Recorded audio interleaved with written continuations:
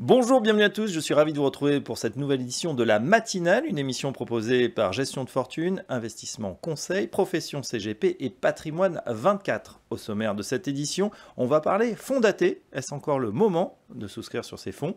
Et puis deux nouveautés du côté des SCPI, une SCPI 100% investie sur les États-Unis et une autre 100% investie grâce à la donnée, grâce aux data. C'est tout de suite dans la matinale.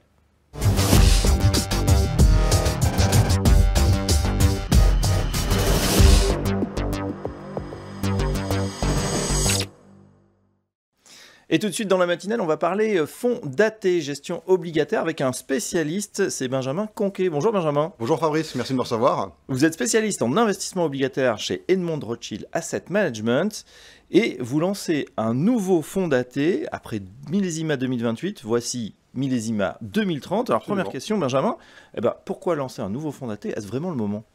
Alors, la réponse en un mot, oui, c'est encore le moment. J'insiste sur encore. Le contexte de taux n'est plus le même que celui d'il y a un an, mais il reste très favorable et je vais m'expliquer plus en delà.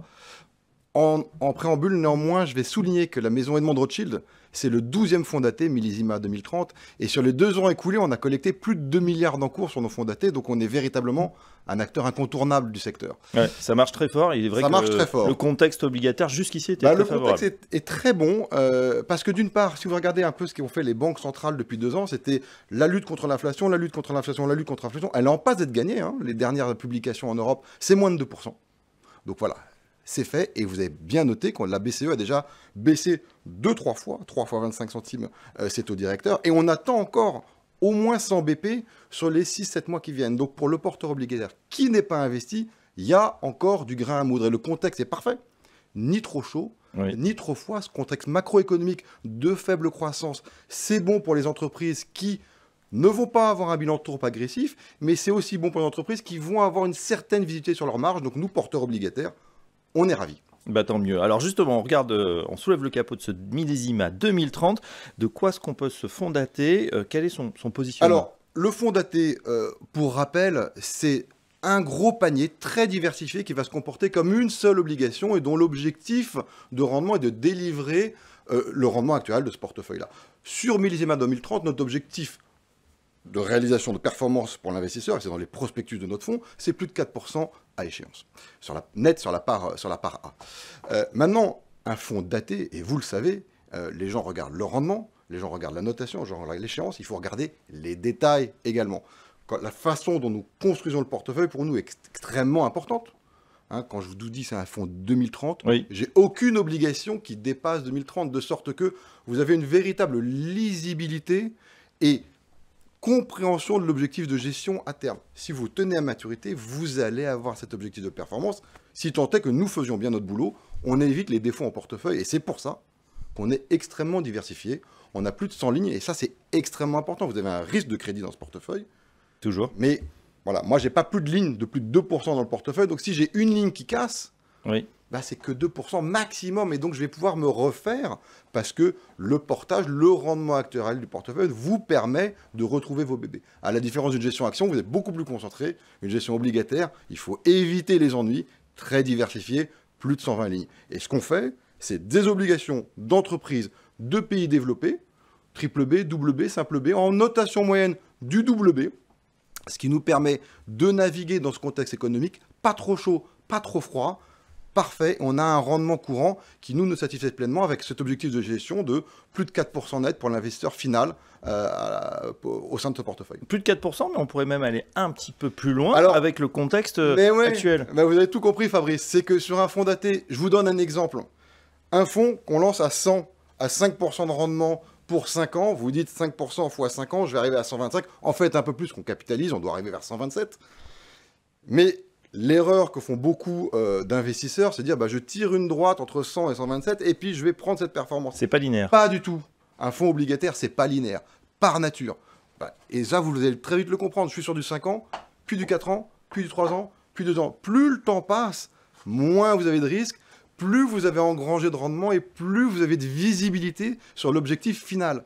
Donc le gros de la performance sur les fonds datés, il se fait sur les 2-3 premières années du produit. Et c'est pour ça qu'on dit à nos clients, ne les tenez pas à maturité. Ils sont liquides, sans frais de sortie, prenez vos profits avant l'échéance, parce que vous allez pouvoir loquer le gros de la performance et redéployer votre cash sur d'autres stratégies.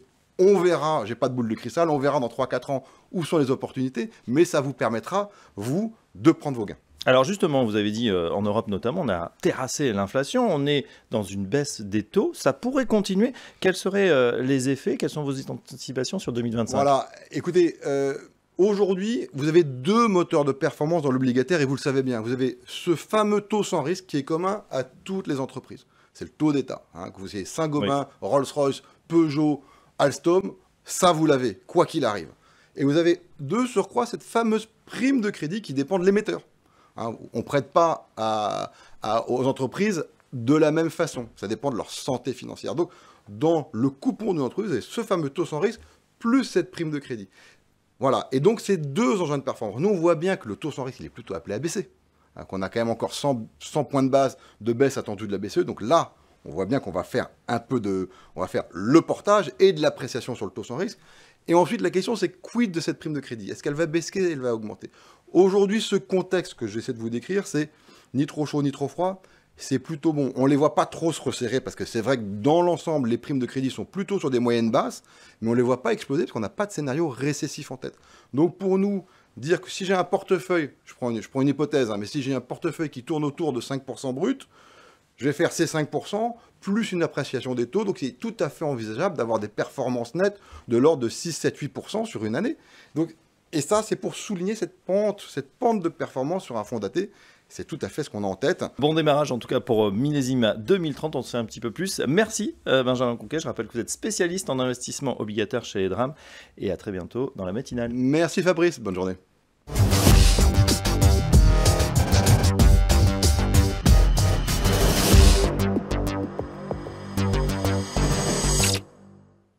Et tout de suite, on part cap États-Unis. Quorum lance une nouvelle SCPI Made in USA. On en parle avec notre invité, le président de Quorum AM, Philippe Servesi. Bonjour. Bonjour. Je l'ai dit, Quorum l'épargne a toujours été pionnier. Vous avez lancé il y a quelques années une première SCPI au Royaume-Uni. Et là, vous décidez de lancer une première SCPI investie sur le marché américain. Alors Philippe, expliquez-nous, quelle est la genèse de ce projet ?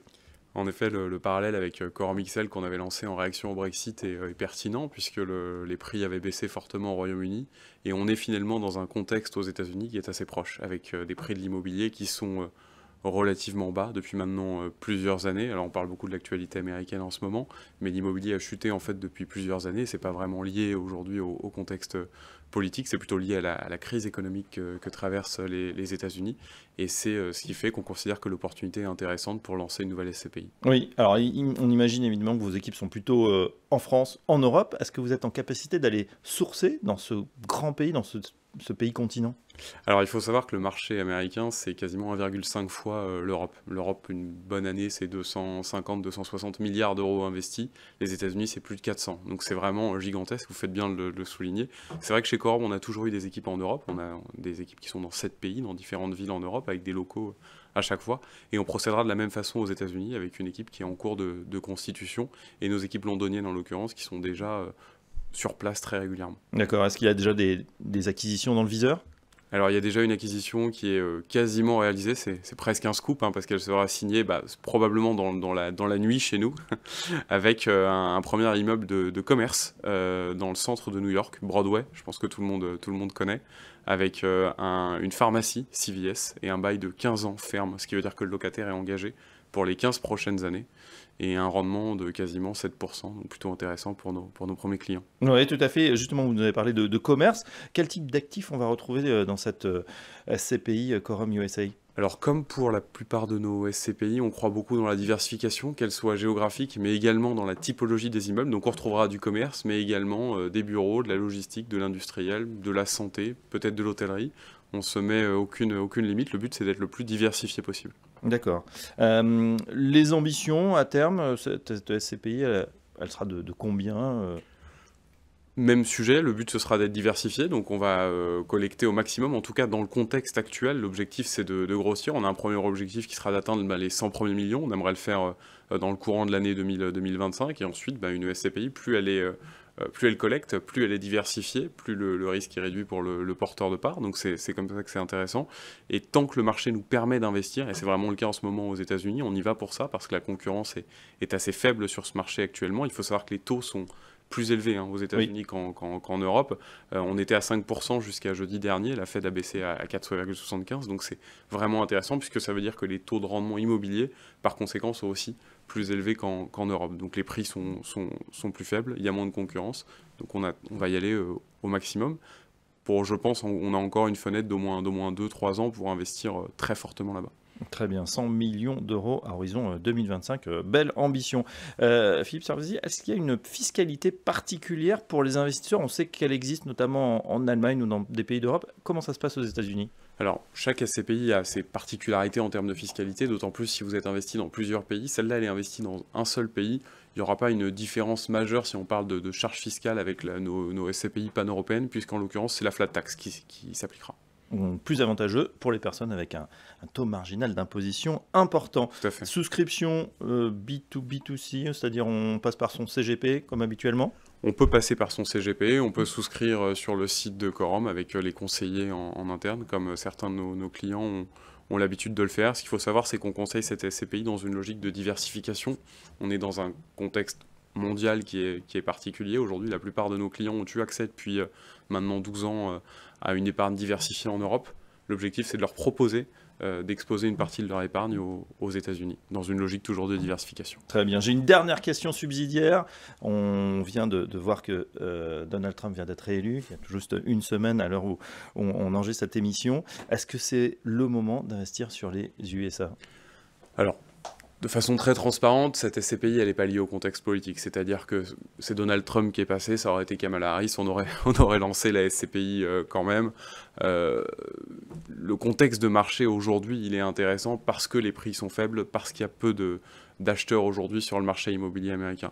Maintenant, on a vu qu'il y a eu une réaction des marchés qui était plutôt positive. Nous, on va surtout suivre l'évolution du dollar, qui est importante aussi dans le contexte de cette SCPI, qui est exposée à la devise. Mais ce qui fait foi pour nous aujourd'hui, ce qui fait qu'on croit beaucoup dans ce produit, c'est vraiment les prix faibles sur le marché immobilier. Et voilà, pour mettre donc une SCPI américaine dans votre portefeuille, ça sera donc Quorum USA. Merci Philippe Servazy, je rappelle que vous êtes président de Quorum Asset Management et à très bientôt dans la matinale. Merci Fabrice.